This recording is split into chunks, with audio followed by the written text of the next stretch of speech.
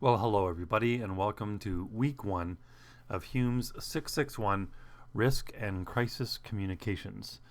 My name is Ben Morgan, and I will be your instructor and facilitator for this course.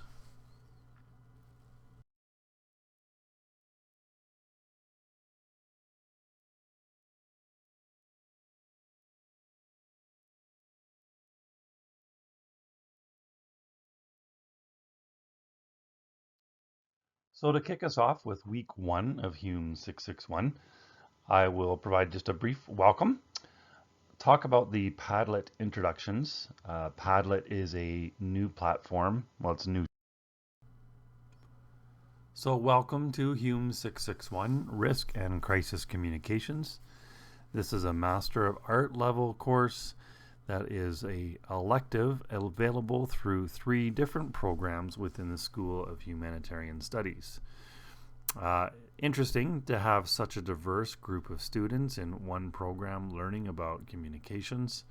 I do recognize that many of you are not pursuing a career in communications, but will no doubt intersect your professional career with the principles and foundations and theories of communications.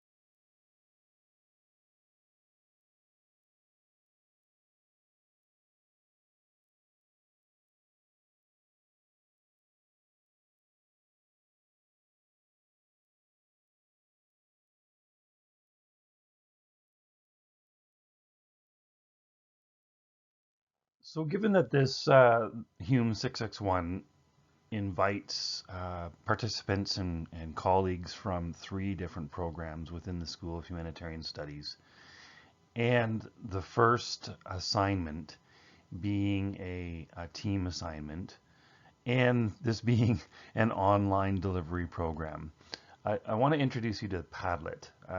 If you have had something like Flipgrid in the past, you'll be familiar.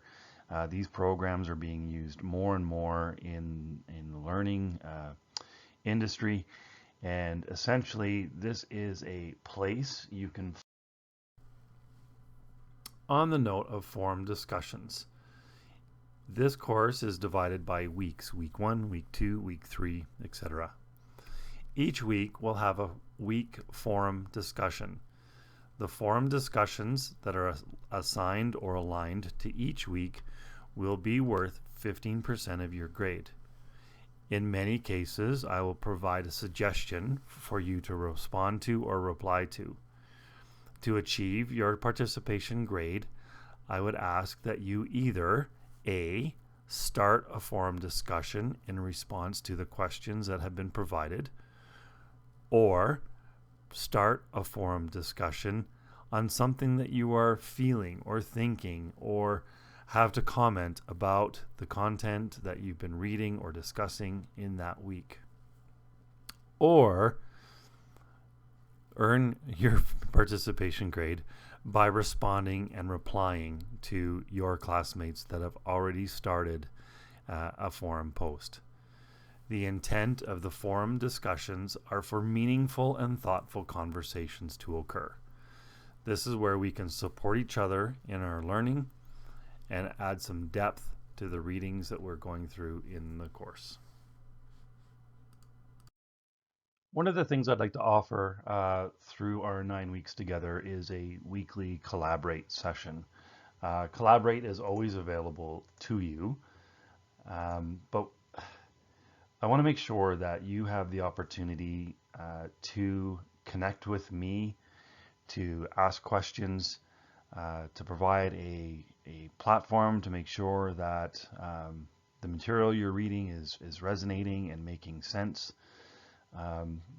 You'll notice that basically I'm setting you free with the readings from the course, primarily leveraging and looking at Coombs's text Each week I've provided a PowerPoint that I've tried to summarize and highlight the key points from those readings. And then I've also done this PowerPoint with a voiceover just for a different way of learning, if that's easier for you to hear a voice. Um, so in addition to that, what I'd like to do is make myself available once a week, although I'm always available by through forum discussions or email, of course. But once a week for us to get together. Again, this would not be mandatory, but just an opportunity for us to get together in the Collaborate room to talk about things, to make sure that what you're reading and what you're working through is making sense. Also gives an opportunity for you to ask questions about the assignments and to learn from other people's experiences. I've offered this in every course that I do. I find that it helps the online learning experience a little bit more, in absence of getting together once a week in a classroom. I'll play this by ear to see if there is a need or a desire, but my intent is to make sure that you have access and opportunity to have good conversation and make sure that what we're reading and what we're talking about is making sense. Once we understand the makeup of this class, one of the greatest things I love about Royal Roads is that people join these programs from all over the world. So what we may choose to do together is to alternate. 1 week we might have a collab session midweek in the evening, and the following week we may choose to do a collaborate early in the morning on a weekend, so that every other week may or may not work better for your schedule depending where you are in this world. So weekly collaborate is something we'll try. We'll work through it together as a group and decide whether or not it's adding value or if it's just distracting. But I want to make sure that you have the opportunity to have good conversations and ask questions and make sure that we're supporting each other. You will find, again, in the learning community section, that's the tab underneath general and before week 1, you will find a Collaborate Ultra room and Collaborate instructions there as well. So during this week at some point we will work together as a class and determine what's going to work best for all of us.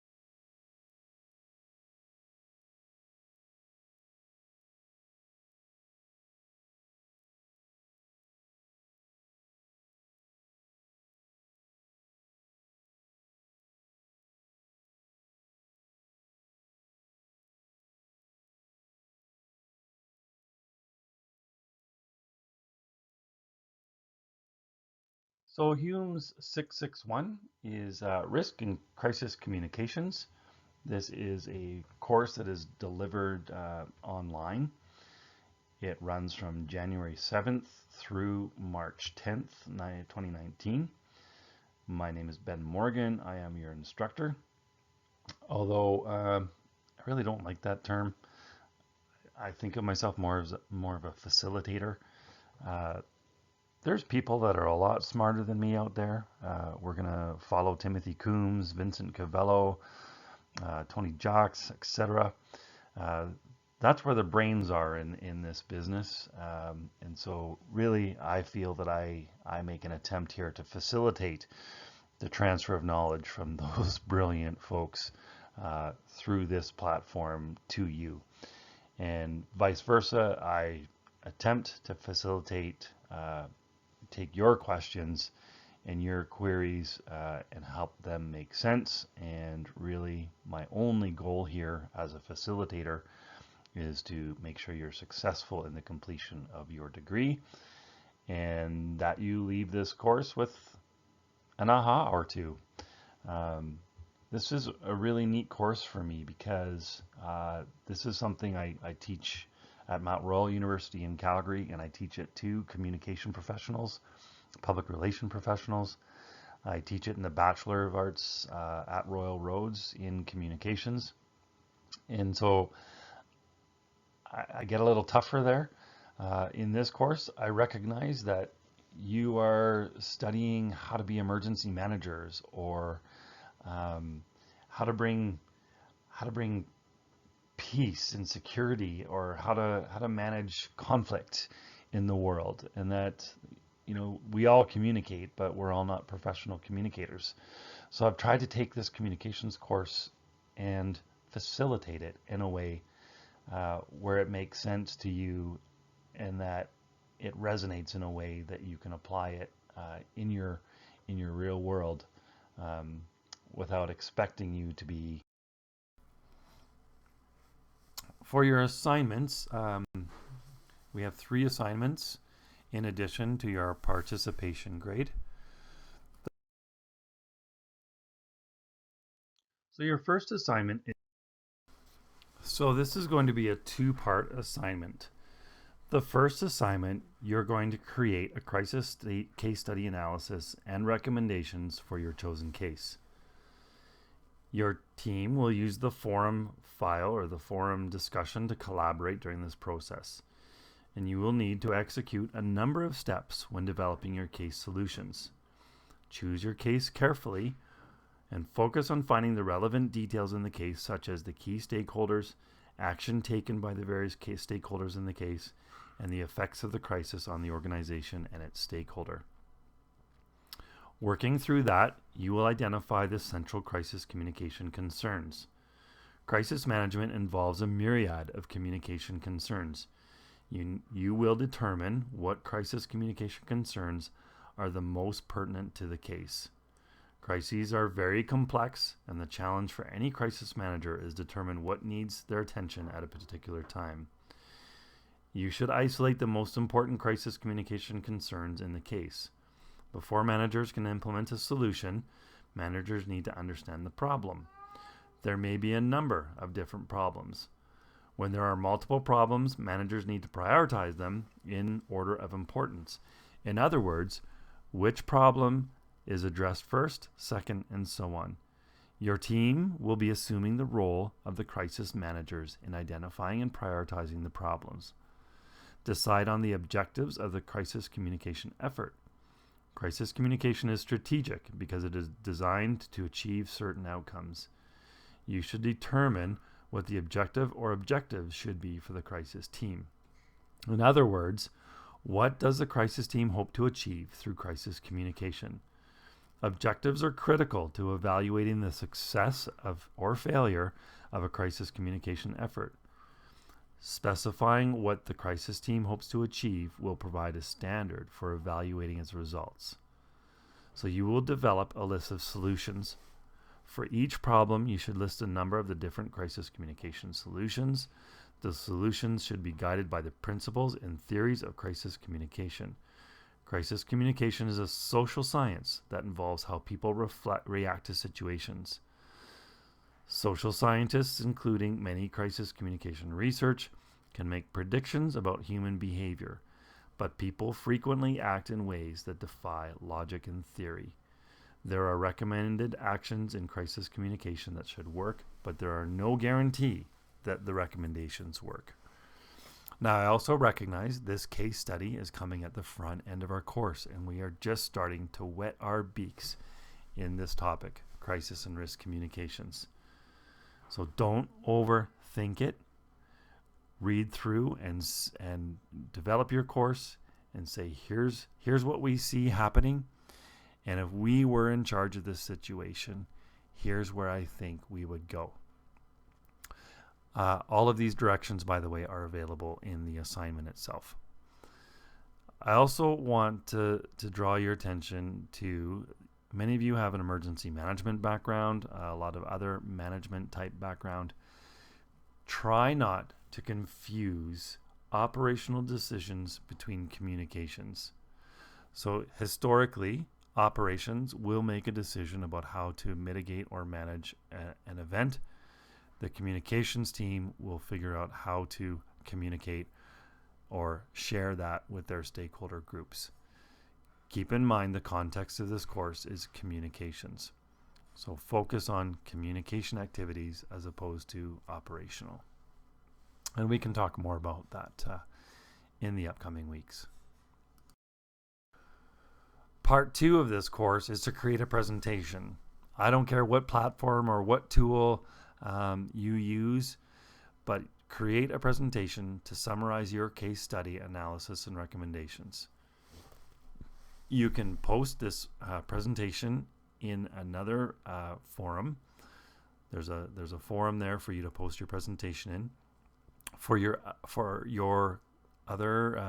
the other teams to provide feedback and to ask questions. Once you've gotten their feedback and they've asked their questions, then you'll submit your presentation for evaluation. The only requirements in your presentation that I have is that you properly summarize your key points. So imagine that you're presenting an overview to an organization's management team, and your imagination. Be creative, be expressive. Assignment number 2 is an individual assignment, and it is a risk communication essay. Again, we'll talk more about this closer to the date, but I want you to know what's coming. In assignment 2, you will choose a real example of risk communications or risk management. Then analyze what you believe to be the success or failure of the communication effort and provide some analysis as to what you might suggest if you had the opportunity to provide counsel to that organization. Again, check with me when you're selecting that topic to ensure you are on the right track. Risk communication may be something like the flu. Alberta Health Services, as an example, has identified the flu as an area of risk, and they have begun communications about the importance of being immunized and the hazards and the dangers about the flu. So that's risk communications. So I might choose the flu as my example of risk communications. I'll analyze what I believe or how I believe Alberta Health Services is successfully or failing in the communication effort. And I might provide some other suggestions on what Alberta Health Services could be doing to communicate that area of risk. Again, we'll talk more about that as we get closer to these assignments. Again, assignment 2 has 2 parts: an annotated bibliography. That is designed to help you facilitate your topic selection through research. You'll need to include some academic public relations theory from a previous risk communication case study from an organization in the past 2 years in order to select and narrow your topic. Your annotated bibliography will be 3 to 4 pages in length and include at least 3 academic articles or book chapters and 1 media or trade source. By putting this annotated bibliography together, it will help you develop your topic for your final essay. final essay, you will identify and critique a case focusing on a risk communication process for an organization in the last 2 years.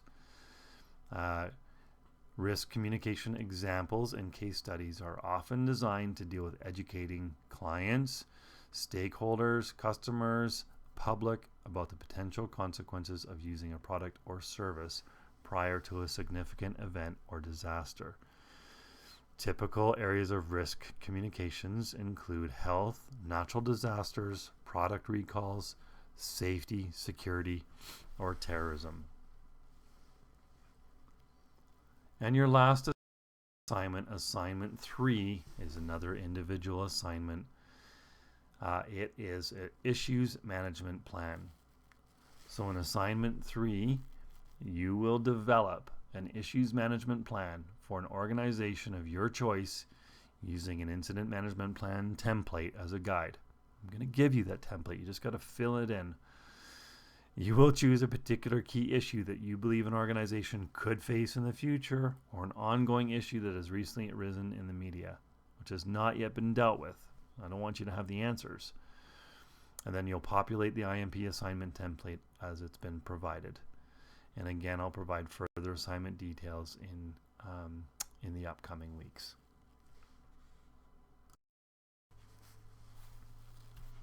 Okay, so now we're going to get into the content of week 1, the basic foundations of issues management, risk, and crisis communications. So this week, the required reading is Guth and March, Public Relations, a Value-Driven Approach. And I've provided a suggested reading for week 1, Oliver, Public Relations Strategies to Deal with Issues. If you do read chapter 8, I would be curious to know, what do you find interesting about where the protean field of issues management was in the 1980s as compared to the values-driven PR model of today?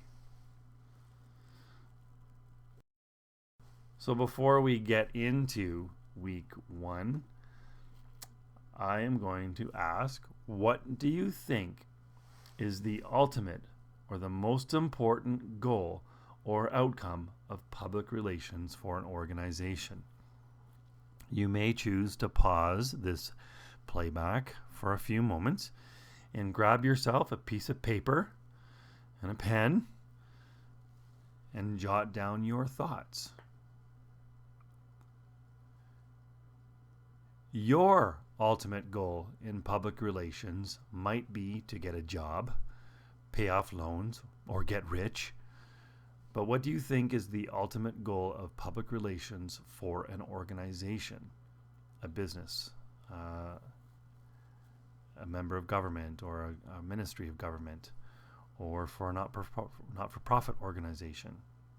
Pause me and jot down some of your thoughts and ideas on what you think the ultimate or the most important goal or outcome of public relations for an organization is.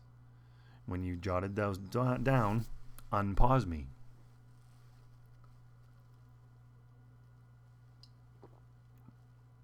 Now, if you paused me, now I'm unpaused, and I'm going to ask you, why do you think that is the most important outcome? Again, pause me. Jot some of your ideas down on a piece of paper. So based on what you've written on question 1, question 2, why do you think that is the most important outcome? And unpause me when you're ready to continue.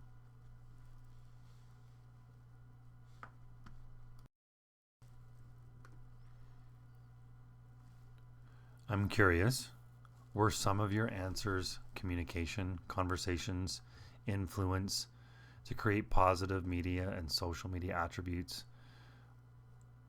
positive or powerful relationships, increasing reputation, a social license to operate, social media kits, something else? An answer to your first question, all stakeholders believe that their organization has an impeccable reputation. Why wouldn't we? Why wouldn't my organization have such an impeccable reputation? Why do you think an impeccable reputation would be the most important outcome? Why does a reputation for an organization have such influence on that organization?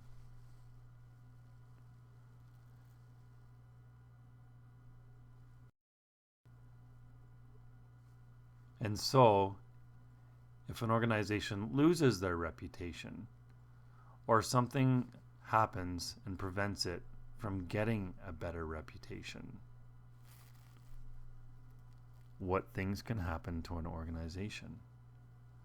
What things can happen to an organization so it loses its reputation or stops it from getting a better reputation? The CEO says something dumb. We launch a new product and it fails. What are some things that can happen to an organization so that it loses its reputation or stops its reputation from getting better?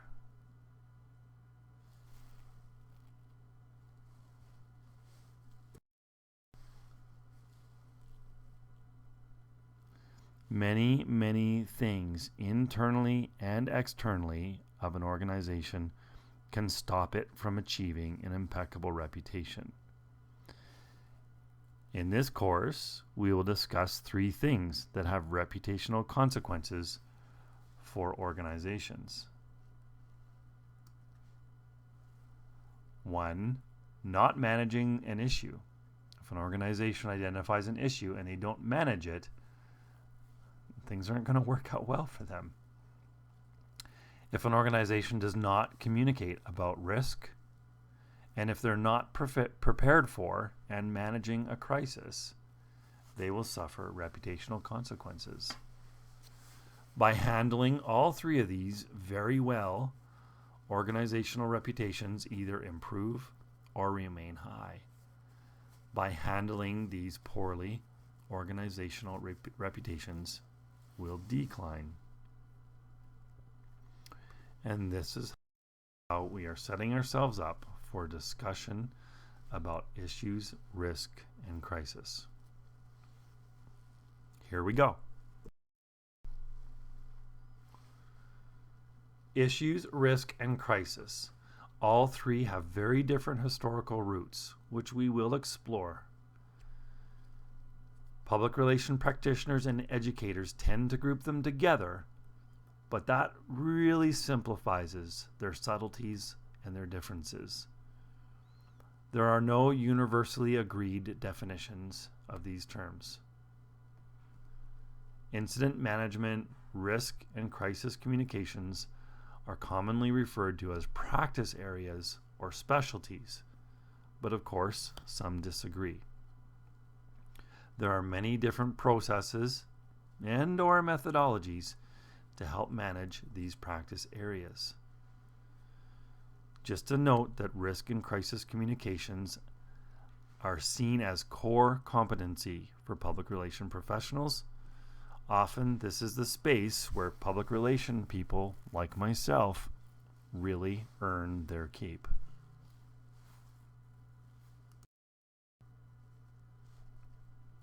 In this course, we will define issues management, risk, and crisis communication. We'll write an issues management plan and apply principles of risk communications and seek to understand the dynamics of responding to crisis situations.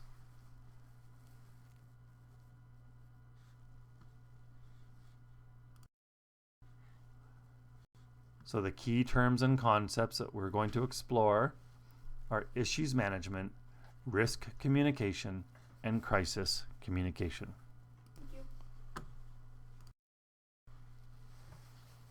Issues management focuses on anticipating, planning, or proactively managing issues to minimize negative commercial or organizational impacts and to create a competitive or other opportunities. says Sandra Kane. So issues management focuses on anticipating, planning, and proactively managing issues to minimize the negative commercial or organizational impacts and to create competitive or other opportunities.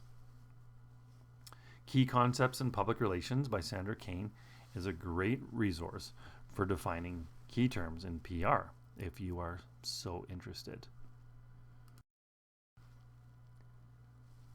Issues. There's many different issues, many different ways to define issues.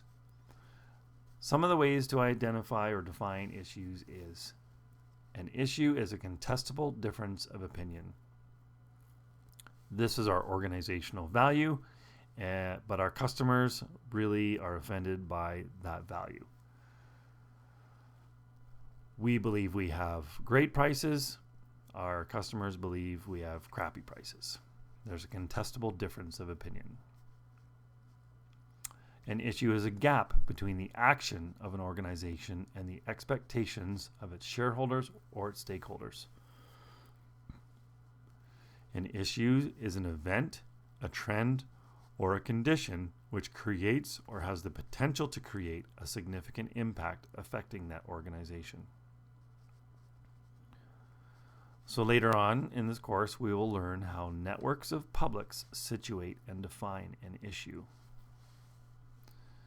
We'll talk a little bit about the lens in which we're looking through something.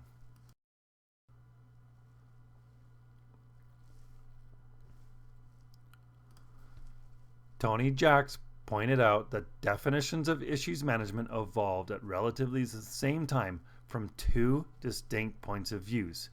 One being issues management as a way to enable participation in the public policy process, and two, issues management as an organizational process or set of processes effective not just in the public policy arena. By doing issues management, we don't actually manage the issue, but rather we manage the organization's responses to the issue in an effort to have the issue resolved to the satisfaction of an organization. An example: has the Alberta government done enough to prevent future river flooding in southern Alberta? So I don't know how connected you are or how aware you are, but the government of Alberta is planning or is in the stages of planning different flood mitigation efforts, one of them being the Springbank Dam, etc., etc. So if you were managing public relations and communications for the Alberta government, how would you plan and execute public relations to have a stakeholder believe that the government has or will be doing enough? In some cases, the public or stakeholders will never believe that the public is doing enough. But in the public relations realm, it would be our job to help them believe that they are doing enough.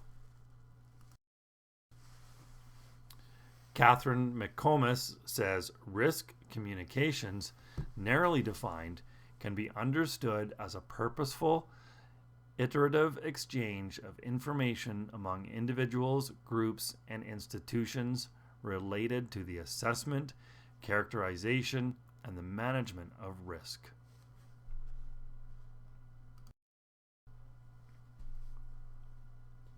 Register and Larkin says a risk is a measure of the adverse effect of an issue. It is about assessing and communicating the possible hazards associated with a particular process related to the safeguards and benefits which it offers. Catherine McComas again says risk communications allows consumers to make choices about their health and safety and the protection of the environment. Classic example of risk communications is McDonald's now has hot stamped on the lids of their coffee. That is risk communications. A risk is a possibility that a significant negative development will occur. A risk is a possibility that organizational legitimacy will be tested. A risk is a possibility that will be mitigated through public cooperation. A risk is a possibility that interpreted on an individual level. Ground beef. You may see a warning label on a package of ground beef that says heat to 350 degrees for 20 minutes before eating. There's a possibility that if I don't cook my meat, you might get sick. That the meat packer plant, the legitimacy would be tested. But if the public cooperates and everybody cooks their meat, then that risk will be mitigated. But the intensity or the depth of risk is interpreted on an individual level. Risk communications is characterized by lengthy preparation time, using understanding to drive behavior, focusing on consequence, and lowering the audience involvement or belief. So what do you believe are the risks of getting sick from eating beef in a hamburger? Do you know the risks? Before you bite into a burger, do you pause and take your knife and cut the burger open to see how well it's cooked? Do you know what the risks are? If yes, then how do you or would you change your behavior to reduce the risk? I had a burger last night that was cooked like a hockey puck. Not much chance of me getting sick because I didn't eat the damn thing. Risk analysis, so analyzing the risk, assesses both external and internal dangers. The intention is to understand, to monitor, and to minimize and to control potential dangers on resources and the campaign in order to maximize the opportunities. Example of risk include negative media coverage, lawsuits, loss of sponsors, decrease in sales, loss of goodwill, store closures and layoffs, reduced research and develop opportunities, slash budgets, salary or wage cuts, downsizing, high staff turnover, bankruptcy, loss of reputation, etc., etc. Robert Irvine says you can't transform the personality of your institution or its corporate culture just because a major news story is about to break. But you can be pragmatic in developing a strategy for disclosing what has happened and providing background information and visuals, updating the media, and protecting the privacy of the participants from the reporters and television crews who will be at your door within minutes. Crisis is an event that is unexpected, but often not unanticipated. It decreases the sense of control. It'll increase public scrutiny and judgment. It incites stakeholder uncertainty and panic, and has high potential to adversely affect reputation.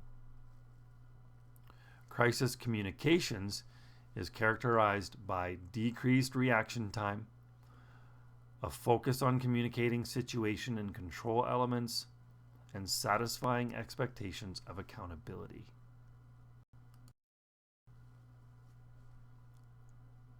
Cooper, in PR and Marketing Communications, says a situation where an organization's normal control measures have passed beyond a reasonable point of stability because of a catalyst that puts it past the tipping point for effective management, altering the way an organization does business.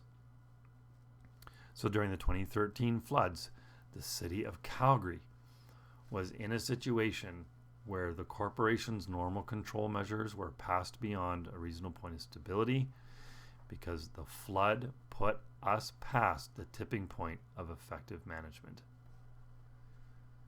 Lehrbringer identifies 8 types of crisis. Natural, as in like a disaster. Technological, like a computer glitch or a cyber attack. Confrontation, like boycotts or sit-ins. Malevolence, a violent act such as kidnapping or terrorist activities. Organizational misdeeds. Those might include skewed management values, deception, and management misconduct. Workplace violence, rumors, terrorist attacks, or disasters caused by human error.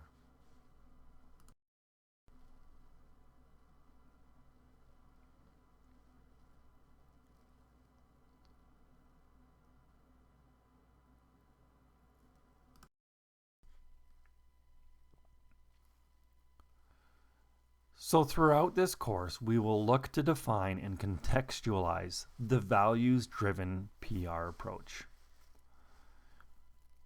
If you'd like, take a few minutes and pause me to look at these 6 words and jot down what they mean to you. When you're ready, unpause me. Reputation. A reputation may be how an organization is seen by the outside world, how its stakeholders views that organization, depending on its past actions, how it has responded to events and inquiries, and what it continues to deliver. And does it deliver on what it says it will, its promises and its policies? Accountability. An organization must be accountable to a range of interests inside and outside of its own operations. Profitability and other aspects of financial performance are not the only measure that an organization must pay attention to and demonstrate both through its communications and its actions. Increasingly, the success of an organization is measured by how well it fits in with the broad social and environmental as well as the financial values of its stakeholders. Transparency. While confidentiality issues will always be a part of how and to what extent an organization communicates with its stakeholders, it is clear that the trend towards greater transparency exists.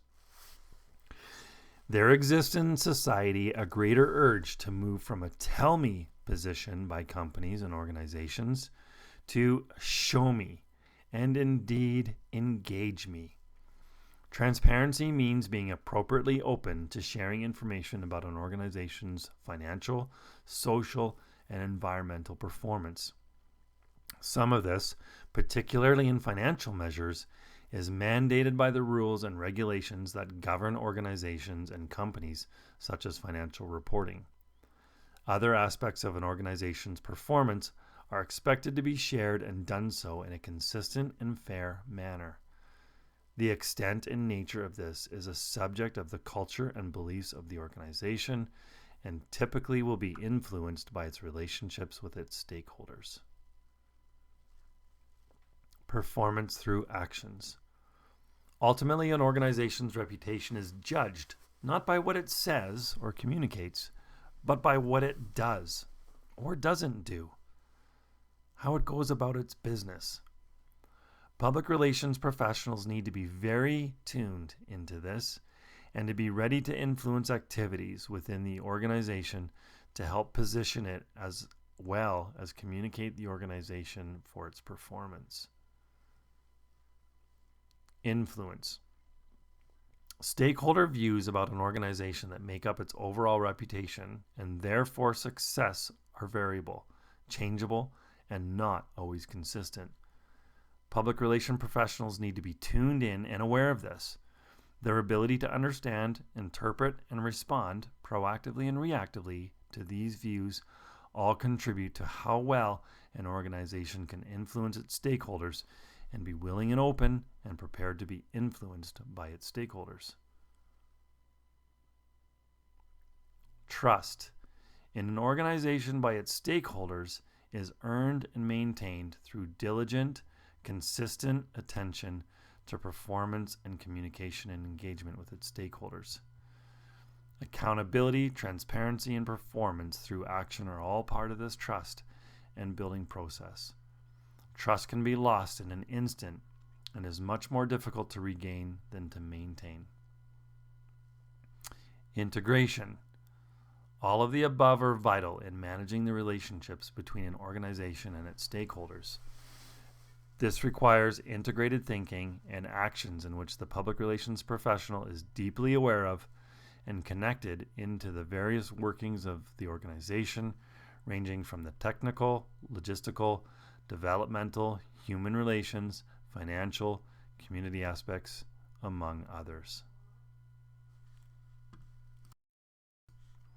Now, the Guth and Marsh introduction provides a number of theoretical public relation models that we might be interested in adapting for incident management.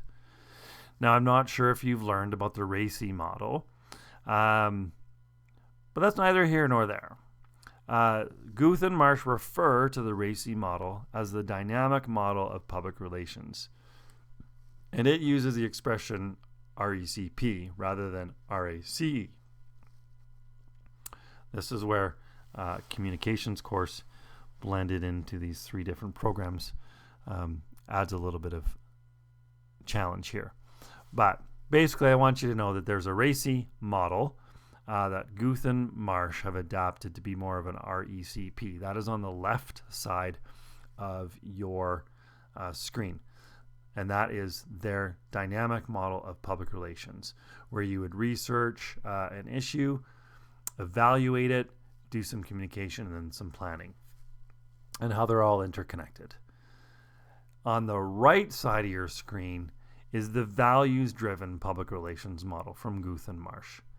So it's basically the same thing as the RACI or the RESP model, but Guth and Marsh introduces the values-driven model, and they introduce how an organization's values, your stakeholders' values, and your affected public's values, how those inform the context of the messages that you are creating based on the research. So they're taking a long-standing model of public relations and they're introducing the values for various stakeholder groups like the organization, your stakeholders, affected publics, and interjecting them into a model for forming public relations. This is important for incident management because an issue can become uncontrollable if one is creating messages to frame issues without understanding who your audiences are. Take, for example, Donald Trump or Hillary Clinton or Mr. Trudeau or in Alberta, Premier Notley. Everybody has different values. And so you have to understand how the values of your various stakeholder groups are influencing your research, your communications, and your planning, which will help guide your public relations strategy. So just tuck that in the back of your head. We're going to talk more about the values-driven PR model as we go forward. Moving into week 2, we're going to start talking a little bit about issue scanning. So how do we scan for issues? How do we watch and be aware and maintain? The analogy I use, it's like the Titanic and how they had somebody up in the crow's nest and their job was simply to watch and scan the water for icebergs because they didn't want their ship to run into any icebergs unexpectedly, which could cause the ship to sink. So from an organizational perspective, we scan, we watch our environment so that we can early identify any issues and hopefully manage those issues before they become an organizational crisis. So we're going to start into discussing issues scanning next week. So to set you up for that and just to kind of wet your whistle, there are 2 handouts available for you on Moodle in the week 1. They are the Innis History of Communication Technologies and the McLuhan's History of Communication Technologies. And essentially what this does is it helps set you up for next week because we'll be looking at the history of public policy literature review. But we need to be aware that tracking issues definitely comes from a military link. So there's a history of business and military communications leading to what we know today as PR and issues management. I'm going to play a video for you. If you've seen The Bourne Supremacy, this may make sense to you. If you haven't seen it, it may or may not make sense to you. But have your pen and paper ready, and put yourself in the seat of the government, the people that are trying to find and track Jason Bourne. And as we go through this video, just jot down some ideas about what is it they're doing, how are they scanning, and what are they trying to determine.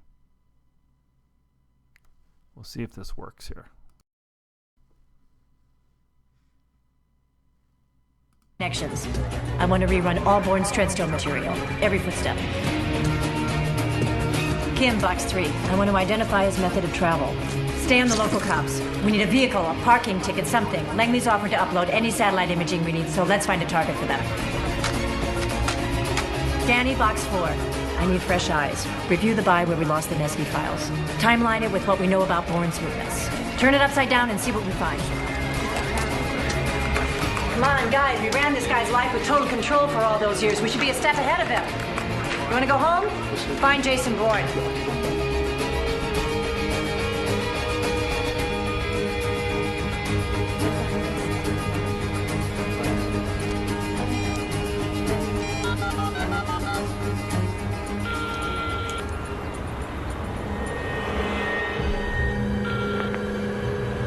Come on, Landy. This is Jason Bourne. Bourne? It's Bourne. 90 seconds to triangulate his position. What do you want? Are you running Treadstone? Treadstone was closed down 2 years ago. You know that. Then who's planning the missions now? There are no missions. It's over. Then what do you want with me? Berlin. Have you forgotten what happened in Berlin? You killed 2 people, Bourne. You killed 2.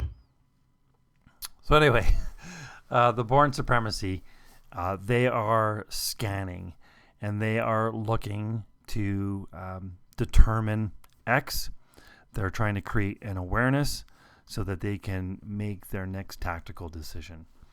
And this is not much unlike public relations in how we scan our environment so that we can identify issues and implement a strategy on how to manage those issues and to bring peace to the world and capture Jason Bourne. I hope that made sense on some level for you. Okay. Next week, issue scanning methodology on Moodle. You'll see your required readings, HUMS, ongoing crisis communications, JAX, Meta, and Gaunt. Look forward to chatting with you again next week. Please post in the forum if you have any questions. Don't forget there's the course Q&A forum as well. And let's have a great week, and we'll chat with you next time.